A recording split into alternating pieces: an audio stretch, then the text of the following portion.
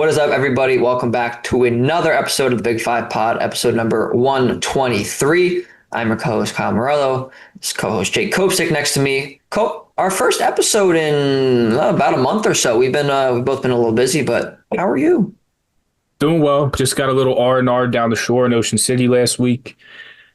Nice, long extended vacation with the 4th of July being the Friday before. So Yeah. feeling rested.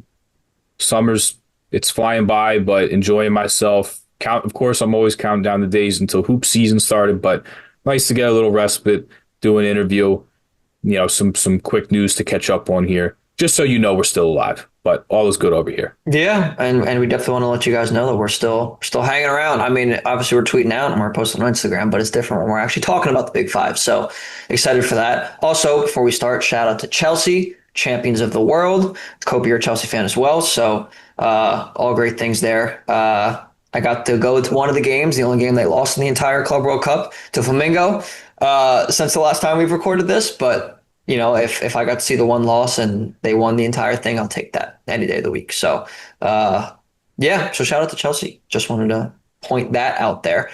Cope, we got some things to get into here. We got mainly scheduling news, a couple coaching news as well, or a couple, other Big Five coaching news and commitments as well elsewhere, not into the Big Five. But grab that ball, Cope. We're about to go to your quick hitters. Let's run that break. What do you got for us? Yeah, so Kyle, some unfortunate news to start out. And although it's sad stuff, I do think it's very important to highlight people that are very, very important to the history of the Big Five in their respective schools. And unfortunately, former Temple Director of Basketball Operations, John DeSangro, passed away at the age of 60 pretty recently. He was a student manager turned director of basketball ops for John Chaney for over 20 years. And he was inducted in the Temple Basketball Ring of Honor in 2017. Really, this was a guy, Kyle, who started the director of basketball operations position, took care of everything that was not on the court for Coach Chaney. So he, important figure at Temple, of course, in the Ring of Honor, but he left, Kyle, how about this? In 2006, he leaves Temple after John Chaney retired, went on to work as an associate producer for then Comcast Sportsnet, responsible for all the graphics shown on TV broadcast during Phillies games, and even responsible for the Stump the Fans questions that are always a nice touch during the broadcast. But a guy that all the articles you read, everything you hear, a guy that just he got the job done. He was a master at his role and got the job done behind the scenes. And there was a really good article written in the Inquirer about his passing and a bunch of good ones in prior years about him. And there was a good quote from John Chaney. John DeSangro was planning on leaving to go work for a TV station. And John Chaney wouldn't let him leave. And John DeSangro said, well, my boss is saying, well, what happens when Mark Jackson leave? And John Chaney said, I can get another Mark Jackson. I can't get another one of you. So very unfortunate news of his passing, but a staple at Temple University in the men's basketball program and somebody who will be in the rafters of the Liacouras Center forever. So rest in peace to John DeSangro. Yeah. Kyle, moving on, we did have some coaching news here. Speaking of Temple, they did have a coaching hire here. So the position that was left by Chris Clark as he went on to now be the head coach of the men's basketball team at his alma mater in St. Joe's Prep has been filled. And that's been filled, Kyle, by a former Adam Fisher associate, if you will. And that's Bill Courtney. He was the interim head coach at Miami when Jim Larinaga stepped down mid-season, took over a really tough situation. They didn't have a good start to the season as it was. And then Jim Larinaga stepped down, and then Nigel Pack didn't play the rest of the year. It was a bumpy season in Coral Gables, but Bill Courtney worked with Adam Fisher when he was there.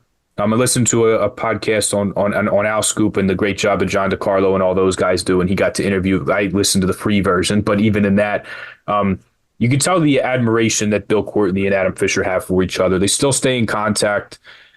Bill Courtney was even saying that Adam Fisher spoke to him a lot about this year's team and recruiting this year's team. So with the familiarity they have with each other, and the familiarity that Bill Courtney kind of has with this roster, speaking to Adam Fisher, I think it's as good a hire as you can do at this point in the offseason. And not only was he at Miami with Adam Fisher, but how about there with Director of Basketball Ops Jimmy Polisi as well, so has a bit of a connection there. And if you want to just kind of gloss over his resume, Kyle, he was under Jim Larinaga at George Mason as well. You hear Adam Fisher speak about Jim Larinaga. He'll speak about him glowingly. So a couple Jim Larinaga guys now on the Temple staff. And then how about this, Kyle? He actually took over at Cornell as the head coach when Steve Donahue left for Boston College after the great run that Steve Donahue had in Ithaca. And then another note here on Bill Courtney, Kyle. He is from the DMV, from Alexandria, Virginia. He's coached all along really the East Coast for the most part, but Providence, American, Virginia, Virginia Tech, like he's had over 30 years of coaching experience. So a very experienced guy that knows Adam Fisher and seems to even have a head start on this spot. So that is who is going to kind of fill out the Temple coaching staff here, take over that spot vacated by Chris Clark. Kyle, we're going to stay on Temple. Kind of been waiting for this commitment for a while in terms of a Big Five transfer committing elsewhere. And that's Elijah Gray just this week, committed to Wisconsin. 9 points and 3.8 rebounds per game in 25 appearances for the Owls after spending 2 years at Fordham in his lone season on North Broad. And Kyle, that's going to tumble right into our scheduling news. Yep. Because he is going to play Villanova when Villanova heads to Fiserv Forum on Friday, December 19th. To play the first game in a home-and-home series with Villanova and the Badgers.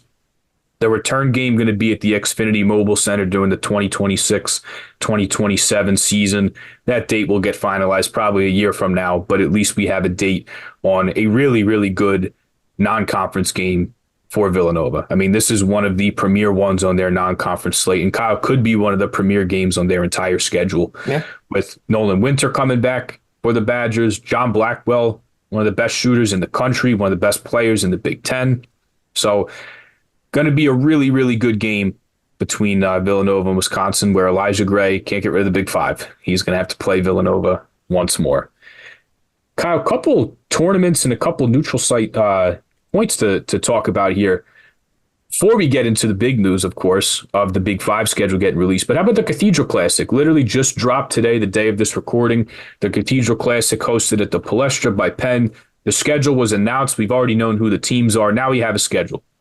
So Friday, November 28th, Black Friday, LaSalle is going to play Hofstra and Penn will play Merrimack. And then the highlight, at least for us, Kyle, Saturday, November 29th, we're going to get a pseudo Big Five game here that's not in pod play, but two city teams playing each other. LaSalle headed down to Palestra to play against Penn. I don't know if I'll be there on Black Friday. I will definitely circle this one on my calendar and try to get there for that. Then Merrimack will play Hofstra. And Sunday, November the 30th, Penn will play Hofstra. LaSalle will play Merrimack. So pretty good mid-majors. Joe Gallo, I think, is a hell of a coach with what he does at Merrimack. It's definitely going to be a unique style for these teams to play against in Penn and LaSalle. So they're not going to see another team like this again. So it'll be interesting to see how they scheme up for Merrimack in the zone they play. And then Hofstra, I mean, Kyle, we talked to Colin Curtin on Spaces. He actually helped set up this game. So he's now going to be going against his former school in the Pride. Kyle, we're going to talk St. Joe's for a second here. So they are going to be playing in the Players Era Showcase in Las Vegas. It's not going to be the Players Era Festival tournament, the large one for a good chunk of change, as well as a ton of great opportunities to play really good games. Not going to be a part of the larger tournament, but they are going to have two games in Las Vegas. So they're going to play UNLV on November the 20th, Syracuse on November 22nd. The thing is, Kyle, when you see how many quad one games they could play, they could have three if they were in the tournament. I know. And unfortunately, they are not going to be there. I mean, this is not like an awful consolation prize to have these two teams. I mean, maybe UNLV can make some noise in, I think, what should be a good Mountain West again in Josh Pastner's first year. So maybe that's a good game for him. But regardless, I mean, this is a Mountain West is a borderline power program when you talk about like who are the next best after the Power Four. So good game for UNLV, and then we'll see if Red Autry can get it going at Syracuse in year number 3. But you play a power conference team in Syracuse, you play a Mountain West team in UNLV. Like, it's not an awful consolation prize to go there and play these two teams. Like, they will still be two of the best games on their schedule. So it's not the broader, bigger tournament. They're still going to get paid, and they're still going to have two good games out in Las Vegas. And how about this, Kyle? We're going to witness history. The first time St. Joe's will play the UNLV Runnin' Rebels. All right. History. In Vegas. So, yeah, some history on November the The 20th. I don't think I'll be able to get out there with work, but it would be cool. Would be nice to get out of the cold and head to Vegas. Yeah. We'll get to the main event here of the quick hitters, and that's the Big Five schedule got announced. All So right. we've already known who the pods are, who is going to play who. Now we have some dates to put on the calendar and arrange our schedules around. So the third annual Big Five Classic triple header to be played at the Xfinity Mobile Arena.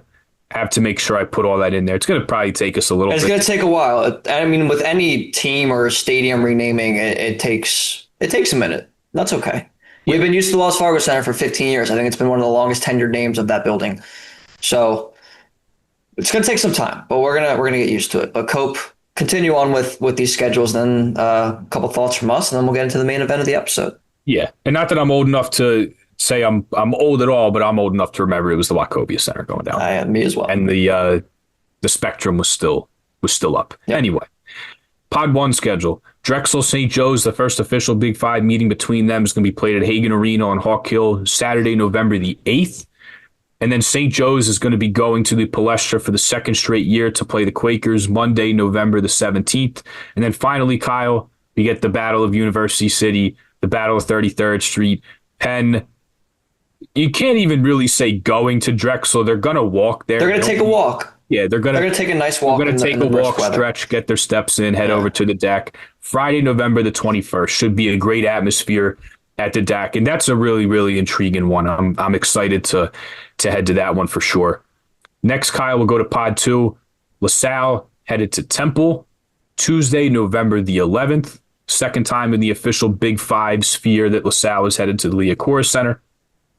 Villanova, Kyle, making their first trip to LaSalle. It's been quite some time.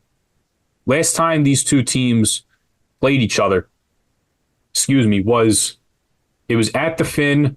It was Fran Dunphy's first game. It was Kyle Neptune's first game. And then I think the year before that was they played at the Palestra. So been a little bit since Villanova's been to. And that was our first year at the podcast, too. Yeah, it's been a while since they were over there to get to 20th and Olney. But they are going to be walking into Glazier Arena for the first time. Yep. So Villanova at LaSalle Wednesday, November the 19th. Glazier Arena should be rocking.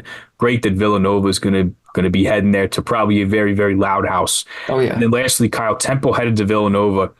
This is another one. I mean, I think the last time Temple was at Villanova was pre-COVID. I think they were supposed to play in like that 20 to 21 season and ended up getting shut out because I think there was an outbreak in the Temple team. And then the year before COVID shut us down, that was the game where Villanova just beat the doors off Temple in the second half of Liacouras. And I think me and you were fixing for that one. We were there for that. Yeah. So, yeah, the schedule is up. And here's the biggest thing, Kyle. Now, we'll touch on the Holy War in a minute. None of these games are on the same day. And I was just going to say that, Cope. Thank goodness that the schedules of the Big Five made sure that there was no games on the same day. Because if you remember last year, I believe it was St. Joe's Villanova was at 5, and I think Temple LaSalle was at 6 or 7. Temple Drexel was at 7. It was Temple Drexel. Okay. I was in the Liacouras Center with CBS Sports Network on my phone. Yeah. And that was wrong. I don't know if that was the only double. I think there might have been one more that I'm forgetting right now. But, if you're going to market your product and try to put your product on television and want people to watch it, don't saturate it so much where that people can enjoy multiple things or be at multiple things. Because I think the Big Five, obviously working together, want to try to get as many eyeballs and butts and seats as possible. So it's good that they're staggered and you have a game, once every, 3 days or a week, or it's not like so much time in between each game too. So that first part of the season, I mean, you got 6 games in a 3-week period for the Big Five, and then it'll culminate the week after that with the Big Five Classic. So kudos to the schedulers of the Big Five for not putting them on the same day this year, because I think that'll be very beneficial, and I hope that those words come true for sure. But Cope, like you said, and not having the Holy War on the schedule officially is definitely, it's tough. It's tough. That rivalry is arguably the biggest, if not the biggest, in the Big Five currently, and maybe even all time. It's a shame that it's not on the schedule, but hopefully, maybe we're going to have a surprise and they'll put that on. Those two teams will schedule each other, although I doubt it. And if anything, they can always play in the Big Five championship. And that's that's the prize here. But when you look at these two pods, like if you don't get that matchup, I mean, that's complete, that's totally the more desirable Yeah. of the two. And it's a bit anticlimactic if you don't get it, because I do think that if I do believe that now Villanova's got some tough games in the non-con, but if they get off to a good start and they're a good team and they get to the Big Five Classic Championship where they get to play St. Joe's, who, hey, if St. Joe's has if they can go to Vegas and knock off a UNLV or a Syracuse, like if you have both of them building momentum, playing very well early, looking to be good teams in their conference in the championship game, like I think you could get close to a sellout at Wells Fargo. And I think for even fans of the other Big Five schools, like that would be a game that they would want to stay and see. Yeah. So I want to see that. They're putting I think the powers that be are kind of putting their chips in one basket a little bit, hoping that is the revenue and the ticket maximizer and the interest maximizer with that game. But it will be sad if we don't get it. And, it's not like it was a pandemic that shut it down and we couldn't get it. It's just the fact that it's not the way that the chips fell here. But hopefully that is the case, that we can get it in the championship game. But I think it also would be really cool if we could get a different matchup, because that's how these pods are set up. It's set up for St. Joe's and Villanova to play each other. Yeah. And if somebody can play spoiler here and show they belong without the expectations that a St. Joe's or a Villanova has, it would be interesting. But that's the biggest game in the city every year. Yeah, it is. That game. And it's a shame that we're not guaranteed that it could be played. And I just think with what the schedule is now, Villanova does, a 3-game challenge where, they're going to have Duquesne, they're going to have Queens, do an MTE where everybody comes to you being the bigger school. Like there's 3 games there. You have to play 3 games in the Big Five. They're playing BYU, Wisconsin, and Michigan. Like the games start to catch up here, and the opportunities get smaller. When you see how packed their schedule is and what they want to do scheduling big time teams. Like I don't. It's a shame that it wouldn't happen. But Kyle, like if we're being real, like St. Joe's Villanova is not a game that I believe will just get scheduled. No, it won't. It has to happen here organically in the Big Five. It'd be cool, but it won't happen. And I guess that's how the chips fall sometimes. But we'll see. I hope that not that I hope, but it would be interesting to see that if Drexel or Penn or LaSalle or Temple have anything to say about those two teams meeting in the Big Five championship. And like you said, Cope's playing spoiler for the powers that be. So we'll see what happens, but it's going to be very exciting. Very, very cool that we have the schedule in front of us and we're able to look forward to actual dates on a calendar. So make sure you guys go put those dates in your calendar, because you're going to want to be there for all 7 of those dates, including, of course, the Big Five Classic as well. All right, Cope. Speaking of Drexel, the main event of this pod is not just us rambling about this schedule. It's about Shane Blakeney joining us from Drexel, redshirt junior guard, his 4th year on campus there at Drexel, and he's poised for a big year this year. We're really, really excited to have him on. Why not stall any longer? Or why stall any longer? Excuse me. We're going to go talk to him right now. Here is Drexel guard Shane Blakeney. All right, people. As promised, we have Drexel redshirt junior guard Shane Blakeney joining the podcast right now. Shane, how are you? I'm all right. How about yourselves? We are doing all right. I don't know if you're a soccer fan at all, but we were talking about it earlier. Chelsea won the Club World Cup, so I got that shirt on representing. But we're just getting ready for college basketball season to come. We're in mid-July right now, so we got a few months, but I know we're excited. But how are you? How has your offseason been and gearing up towards this big year for you guys? Off season has definitely been fruitful. Been working hard. So I'm just trying to stay in shape, stay healthy, and get after it this season. So Shane, just to get in a little bit of background on you before we get into the team this year. You come from a basketball family. Your grandfather and your uncle played in the greater Philadelphia area up here at Cheney University and then went on to play professionally. So even with you being from Rock Hill, South Carolina, like what was it like to grow up with family members that played in the pros? And then as a follow-up to that, your 2 family members that played at Cheney University, there's a pretty good basketball coach in the Big Five named John Cheney who coached there for quite some time. Did your grandfather or your uncle play under him while they were there? That's a good question. I have to follow up on that. But to answer your initial question, I was able to learn a lot from them at a young age, mainly about how we are kind of framed. We're all built similar. Except my Uncle Wilbur. He's the tallest, but a lot of them are taller guards, lankier guards. So, like, learning how to play the floor and see the game from a different lens. They kind of knew I was going to be tall, given how tall my mom and my dad are. So they kind of gave me those words of wisdom early. Like, and I have some family back in South Carolina that played ball, but they were more the athletic ones. In the sense of, like, backyard, but they were still good though. So I got a lot of bits and pieces from a lot of people. For sure. And like Coach mentioned, you're from Rock Hill, South Carolina. Mm. Played AAU down there. Did you play with anyone in the Big Five or like notable people you played with growing up? And was Dylan Williams one of them who's now at Penn? Yeah. Dylan Williams was. I played in my earlier years high school AAU, like ninth, 10th grade. Played with him, so shout out Dylan. But I don't think there's anybody else in the Big Five. I think it might just be him, but. Okay. Still very, very awesome connection. So for sure. Coach, do you have some?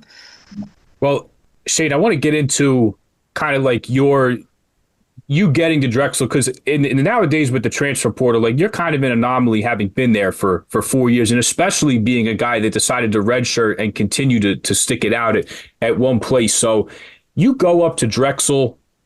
How did you, first of all, your recruitment to get there was what? And then, a lot of people wouldn't do what you did with the redshirt. Like, what went into that, and how do you think observing that year helped your career moving forward here? I would say so. When not to be that guy, but when I first got to school, NIL wasn't really a thing. So I was planning on being there for 4 years, or I played pro early, obviously, but I was in it for the long haul. So going into it mentally, going in as a freshman, you're the man in high school, you want to play.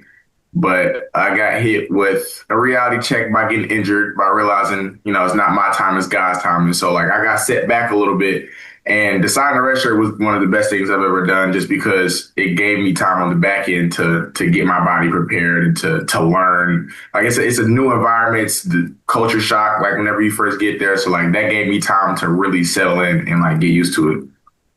So then moving on to, like, your entirety of your Drexel tenure here, like, something that really is impressive with the program and the staff is how much guys get incrementally better. You lose a lot of guys from 2 years ago. Last year, Kobe McGee, Yame Butler, yourself, Cole Hargrove, a lot of guys made such a big leap to get better. And the player development at Drexel is really incredible. And I think you're really that next example. Like, you saw limited action 2 years ago in a deep team. You're now essentially a sixth starter on last year's team, and now going to play a bigger role here. So, like, how does the coaching staff get the most out of you guys, and what is the culture like in the Drexel program to allow players like yourself to flourish and get so much better? I think the coaching staff was blessed with the ability to find great character in their players, like getting guys who are gym rats, who grew up around ball, and if not around ball, who wanted to be around it. So, like, when you have a culture of guys like that you look to add in there, when we get in the gym, it's second nature. So, like Yame Butlers, the Kobe McGee's, like wherever they started isn't where they are now because they were always in the gym. And, like, as a coach, there's only so much you can do to, like, enhance players. Like, we have some PEP segments, player enhancement program. But, like, at the end of the day, it's on the players to go get themselves better to that nth degree. So, like, I think they did a good job of knowing who they can, like, really push forward, like, just give them that nudge. You know what I'm saying? So then going off of that, what's it like to play for Zach Spiker and the staff and the culture they have there? It's nothing short of amazing. I shout out them just because they have such great basketball minds. Like, Coach Chavis, obviously he played overseas and he was, real notable in the Philadelphia area. So, like, getting the feedback from him in different areas, and, like, even with our bigs coach, Coach Fortier, like, just top to bottom, like, is a lot of wisdom and not a lot of knowledge, and a lot of care. Like, a lot of schools, like I have friends around, and, like, the vibe is different school to school, but I can say here that, like, everyone's all in, and, like, even to the smallest detail, like, in practice, we all have our toes on the circle because, like, we're all in, like, it's just stuff like that sits with me because it's like, all right, y'all not just talking to y'all are really living it. Yeah, and then kind of like on the flip side of that, I guess in a similar sense, but you're going to be one of the leaders on this team and veteran leadership on this team going into your fourth year, obviously. How much of a leadership role are you going to take on now? And how much has this coaching staff and kind of with the player development that Cope asked about and that you just mentioned, how does all of that like contribute to them allowing you and others before you to be great leaders? So the coaching staff is more so reinforcing, I guess, whatever I say from a leadership standpoint, just because I am helping to drive the culture forward for the new guys. Because I know for when I first came in as a freshman, like, or, I see how things are done based off the leaders. Like we often say we're a player led team.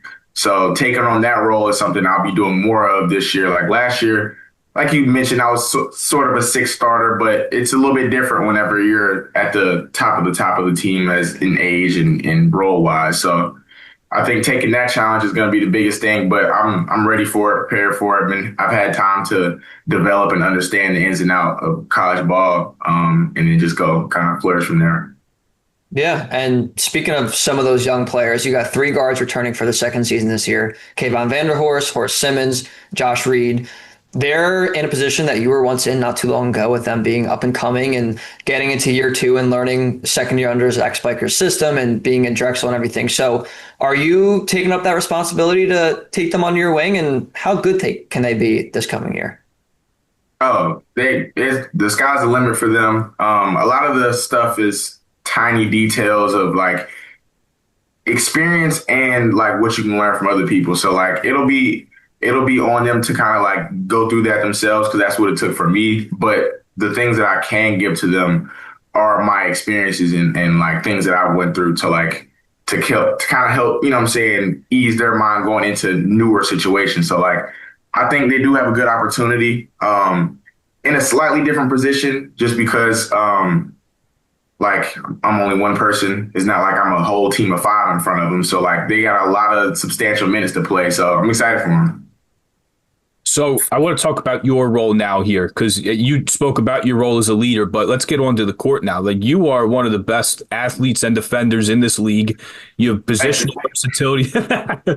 You're welcome. You can defend up and down the lineup. Very athletic. You had some really nice like chase down blocks and block and jump shots in the corner. Like there's a whole lot to like about your game and the role you played last year. But now with you becoming a starter, you're an elder statesman on this team. Like your game specifically, what are you working on? What is the coaching staff demanding more of you as you come into another year? I think the biggest thing, because last year my coaches kind of referred to me as a Swiss Army knife, kind of do it all. So I think biggest thing for me is consistency, making sure that I'm shooting the ball at a high clip, can rebound the ball well, pass the ball well. Like I want to be as much of a threat to scouting reports as possible, especially going through college, seeing how we guard certain guys and how we shade certain guys. I want to be one of the guys that you can't really do something specific with. And I've always been about my team and trying to win. Some games is going to be a lot of points. Some games is not. But whatever it needs to look like for me to play well for the team to win, that's what I want to do. So like I'm working on everything top to bottom, like you said. Like I'm just getting bigger, stronger, faster, jump shot, like whatever. So talk about the rest of the roster here. Let's talk transfers for a second. You bring 3 in last year, you bring in 4 this year, and you return the whole rest of the team besides the 4 leading scorers that you guys have. So just in general with these transfers, you're back in the gym in the summertime. How are they looking and how are you gelling with them? And then a follow-up to that, when those guys visit campus, are you playing pickup with them? Are you showing them around campus? Like, are you part of the vetting process when it comes to bringing guys in? Oh, yeah, for sure. Our coaches do a good job of integrating them with the team to see how they click with us and whatnot. Like, we'll play pickup when they get there. We'll show them around. They'll come hang out in the room for a little bit. Like, we'll kind of get a feel for them to really understand, like, if they fit our culture. And the guys who are here definitely do. A lot of skill, a lot of upside, like, but not even from a basketball standpoint, like just good character people. So like I said, seeing how they are in the gym, like everybody's in the gym in the off season, extra hours, like it's nice to see. Like I feel like we're gonna shoot the ball really, really well. seeing how many people are in the gym and just their talent in general. I want to touch on a big guy now, a guy that didn't get to play last year due to injury, but Garfield Turner is going to come back. And him being another veteran on this team, Cole Hargrove leaves. You do have some young centers. You bring in a transfer, but that's very likely his spot to slide into coming off the injury. Not only on the court, but off the court. You go to a game during shoot around on the bench, he's very active. But that's only what we see just the games. I'm sure there's a whole lot more in practice and behind the scenes. But off and on the court, how good is it going to be to have Garfield Turner back this year? Man, shout out GT, man. That's my guy. It's gonna be great having him back. He's one of the most selfless players I've been a part of playing with. Like the amount of things that don't have to be centered towards him in his game is just incredible. Like you don't see that too often. We call him 12 ball. So if we miss a three, get it and kick it back out. He's like a magnet for those. Like he's not the biggest, he doesn't jump the highest, but he finds a way to get his hand on a rebound. And he sprints to the screens. Like there's just so many small things that he does that you can't really teach. That I really applaud him for. So I'm very excited to have him back. Absolutely. And speaking of he's current Drexel big man. Speaking of a former Drexel big man, your former teammate, Amari Williams, just got drafted by the Boston Celtics in the second round of this year's draft. How cool is that to see your former teammate, get drafted in the NBA? That's nice. I mean, we talk about it like it's a little surreal because it's like, this is my guy. But like in the basketball world, you meet a lot of people and you've seen other people do it. So it's not as crazy as it may seem, but it was still very nice though. Like shout out Mark. Yeah, absolutely. And very much deserving too. He had a great year last year at Kentucky, obviously a great career at Drexel as well. But that's enough about the team for this year, although I'm sure we're going to be excited to talk about it more as the offseason goes on as we get into November. But we're the Big Five pod, Shane. So we got to ask you some Big Five questions, of course.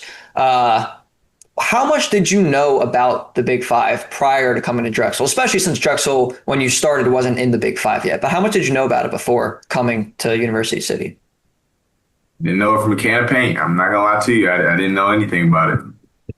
Fair enough. Well, have you learned about it a lot? Obviously, the last couple of years you guys have been in the Big Five. Have you gotten to learn a lot more? And what are like at least one thing that you've like come to love about being in the Big Five? I learned how deep it is in the city, like how big of a deal it is. I thought it was just like a kind of a play on a name or whatever, just kind of whatever. But this is something legit, and like seeing how the fans and like the coaches of the teams rally behind it, like it gets pretty serious. And I really grasped that when we played Villanova a year or two ago. And, it wasn't the championship game, but it pretty much felt like it. And I was like, this is nice. Well, Shane, you took the words right out of my mouth because I was going to ask you about the Villanova game, even though that's a couple of years ago now. But your first year officially in the Big Five, I was at both the LaSalle and the Temple games where, I mean, you guys were 6 points away from playing in that first place game, playing in that championship game. But just the intensity of those games, because you guys really have not played one that wasn't close. Every single game that you've played, like it has really been a tooth and nail fight here. So just your thoughts on the intensity of these games, but also like the first official Drexel win in the Big Five was over a nationally ranked Villanova team. Like what was that whole experience being like going to an NBA arena? You had a ton of fans there. The intensity of these games, but that expand more on that Villanova game because that was quite the statement win for you guys. Yeah, I think that win came from a lot of belief from our coaching staff and from us as players. Like now in hindsight, when you look at it, we have Big East, ACC on that same team. Like, but they don't know that at the time, but we still feel like we have that confidence and that talent. So like we go out there like it's no jerseys and like no names. So like I think the thing that the Big Five does though, when you see it on that court, is it adds that pressure, that fire in the game that like people love to play in. Like it's, less foul calls. It's like it's real nitty gritty basketball and like you love to see it. So like the intensity is always so much higher in those games because the stakes are higher. So one last one before we get to some lighthearted stuff to get you out of here. But with so many different schools in the Big Five, so many different players, you said Dylan Williams. Like, what is your off season like? Are you playing pickup against other Big Five guys? Like, are you familiar with these guys almost by the time you hit the court? Oh yeah, especially the transfer portal. Some people going from Temple to Villanova and whatnot. So like we see see these guys around. Like we played pickup with Penn the other day and Villanova on Sunday. So like it's people are around. We're all about playing basketball. Like, it's not really organized in the sense of, games, but we still get a feel for these guys and what they bring. So I was going to say, it's not like you have a far walk to go play pickup with the Penn guys. So that's probably pretty easy. All right, some lighthearted stuff to end here. And we asked you about this right before we got on, but you sell your own merch that says, be there for somebody may need you, which is an awesome message. But how did you come up with this? And can you tell people where you can find your merch? okay, so the merch kind of came to me in the standpoint of my teammate that passed, TB, shout out him. I learned a lot from being around him, and he was one of the guys I would always see on campus, kind of talking to somebody. Like everyone just knew him, and you never know who you affect by just speaking to somebody, by being a bright person in their day and waving and saying hi, and like he's been able to push forward a culture of us being more connected on campus, saying hey to the janitors, having real conversations and not just being passive about things. So like that's the smallest form of being there for someone. Cause like if you're in a happy mood and present that to someone else, you can lift theirs up regardless of what kind of day they're having. So that in the simplest form is kind of where I got the idea from. Like I want to push towards something like that and not just be like, oh, this is my merch with my face on it, that type of thing. And you can find it at whatforapparel.com. But That's awesome. Yeah. That's awesome. Shout out to you, man. That's awesome. Thank you. Yeah. Great message there. And I saw Coach Spiker a couple times showed up in the press conference wearing your merch. So a little free airtime for you. And hopefully you have a good year. You sell a bunch more. It's an awesome message. We might have to get on that too. I was gonna say we might have to help you out and get a couple of sales. Shane, for a game day, walk us through your pregame routine, and you don't have to be specific about times and everything, but you've seen the Ashton Hall video, right, of him putting his face in like the bowl of ice water and everything. Like, if you had to make an Ashton Hall video of a Shane Blakeney pregame routine, what would that look like? It would definitely be preferably a nap of some sort in between, our shoot around, like some short, or if it's not, just hydrating, getting my mind ready and just kind of relaxing. Like it'll look pretty much like a normal day. Then when it's time as soon as I walk in the gym, everything clicks, going to get dressed, playing music, getting mentally locked in, whatever the vibe is for that day. And then get dressed, go upstairs. And when I go upstairs, like right before the game, I usually pray. So like before we stretch, I'll sit down, give my glory to God and just, let his will be done and go out and just play my hardest. So after that, after I give it to God, it is what it is. All right. What is your favorite spot to eat on Drexel's campus? Favorite spot. I'm gonna say El Taco. Yeah. Okay. Never had that, but we'd have to try it at some point, getting down the deck for sure. We'll add it to the list. There's a whole bunch. We got a list. Yeah, you got no shortage of food options with all those food trucks on 33rd Street. And speaking of maybe one that could sponsor you, Shane, you mentioned that when you got to Drexel, NIL was not a thing, and it surely is now. Your dream NIL deal would be what, if you could pick anything? Dream. That's it. Okay. I